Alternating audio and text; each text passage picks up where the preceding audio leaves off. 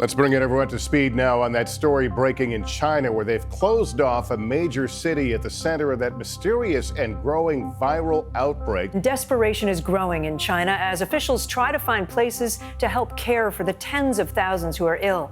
Janis Frayer is in Beijing. There are a lot of challenges to being a foreign journalist in China. China's zero COVID strategy is getting a real test these days. CNBC's Eunice Yoon reports from Beijing. People are much more suspicious of your intentions.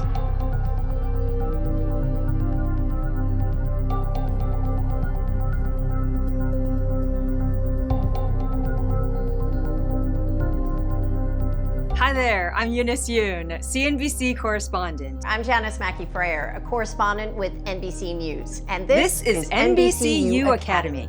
I started working in the United States and then eventually made the jump to Asia. I've been in China for nearly 10 years now. Shanghai police have designated COVID lockdown violations as criminal offenses. People are still taking a lot of precautions. The streets here are unusually quiet. I got a call at about 4 o'clock in the morning from our London desk saying, you've got to get out. They're going to close down the whole city.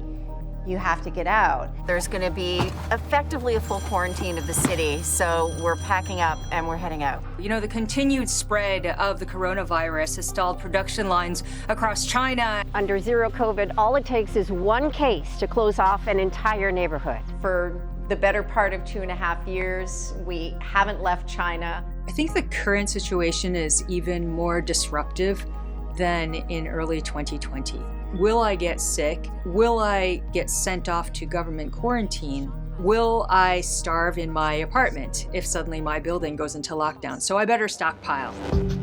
The challenge with zero COVID now is that it's taking what was already a shrinking reporting world for us and making it even smaller. Now, I can't go to the park at the end of my street. It's everything. It's visas.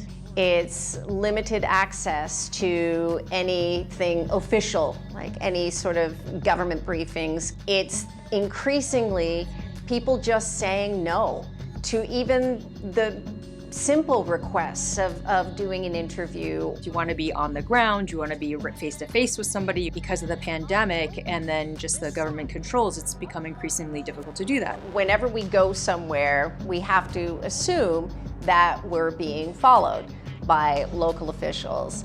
It can also be difficult in trying to convince people to talk to us. Sometimes they see a greater risk in speaking to foreign media and really no upside. We rely so much on local journalists for help, fixers, translators, and drivers who can get us to where we need to go and connect us with the people we need to talk to. I always think about the security and safety, of course, of my team, but I'm also thinking all the time about the security and safety of anybody who I interview. They can be visited by police and they can have problems.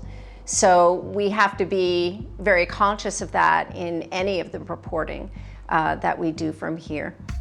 Chinese social media has been incredibly helpful in this current period with the Shanghai lockdown. It's in many ways our only connection with a lot of the people that we want to report on, the stories we want to report on. The censors have worked quite vigorously to bring those videos down, but people are being really creative in finding ways to post them again.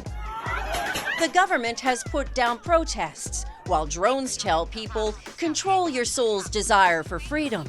Going to be a reporter or an international reporter, you want to make sure that you have broad intellectual curiosity. Language is certainly important.